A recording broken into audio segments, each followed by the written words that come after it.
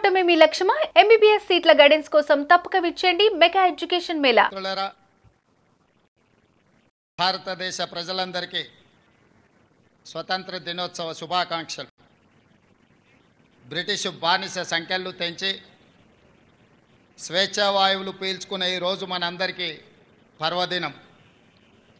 మన దేశ అస్తిత్వాన్ని, ఆత్మగౌరవాన్ని మువ్వన్నెల జెండాగా సగర్వంగా ఎగరేసిన ఈరోజు దేశ చరిత్రలో సువర్ణ అక్షరాలతో లిఖించదగ్గ రోజు.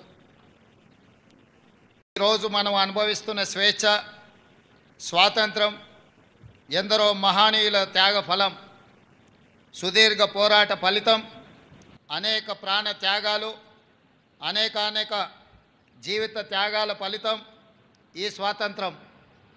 ఎందరో మహామౌల త్యాగాల వెలకట్టలేని బహుమతి ఈ స్వాతంత్రం. అటువంటి మహనీయులందరికీ శిరస్సు వంచి వినమ్రంగా నమస్కరిస్తున్నాను. వారి త్యాగాలను స్మరిస్తూ తెలంగాణ రాష్ట్ర ప్రజల తరఫున వారందరికీ కృతజ్ఞతలు తెలియజేస్తున్నాను.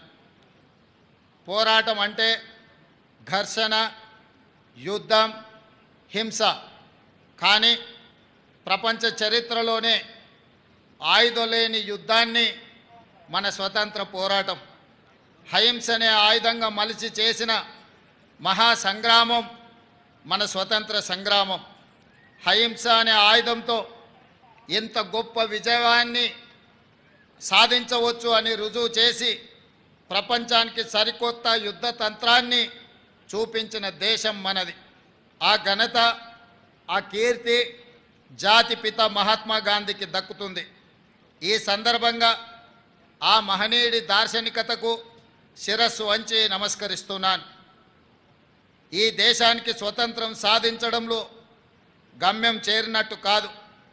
అప్పుడప్పుడే పురుడు పోసుకున్న ప్రజాస్వామ్య దేశం ఒకవైపు సవలాక్ష సమస్యలు, మరోవైపు దేశ విభజన గాయాలు, ఇంకోవైపు దేశ గుండెలపై సంస్థానాల కుంపట్లు.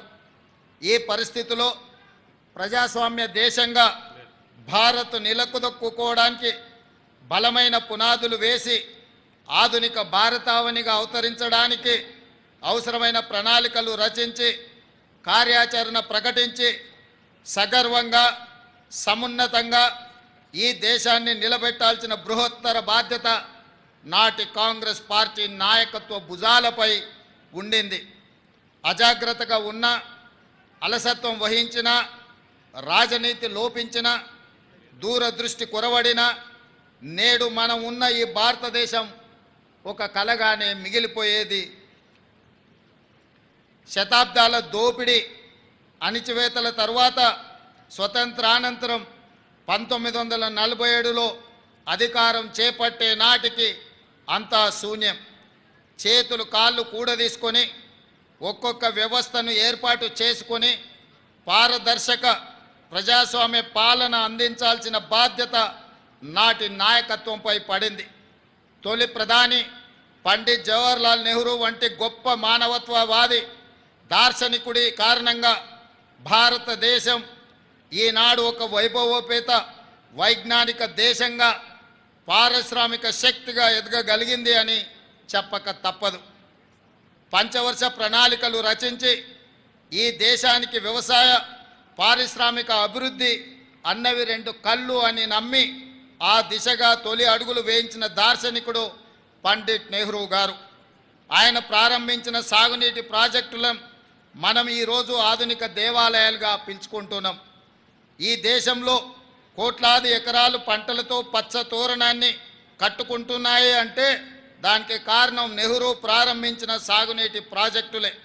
మన రాష్ట్రంలో నాగార్జున సాగర్, శ్రీశైలం, బాక్రానంగల్, శ్రీరామ్ సాగర్ లాంటి ప్రాజెక్టులు నెహ్రూ ప్రారంభిస్తే ఆ తర్వాత వాటిని పూర్తి చేసి కోట్లాది మంది రైతుల పొలాలకు సాగు జలాల పారించిన గొప్ప చరిత్ర స్వర్గీయ శ్రీమతి ఇందిరాగాంధీకి దక్కుతుంది.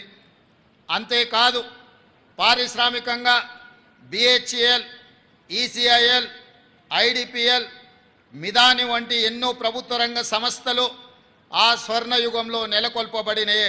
సుమన్ టీవీలో మీ పర్సనల్ అండ్ బిజినెస్ ప్రమోషన్స్ కోసం కింది నెంబర్కి కాంటాక్ట్ చేయండి.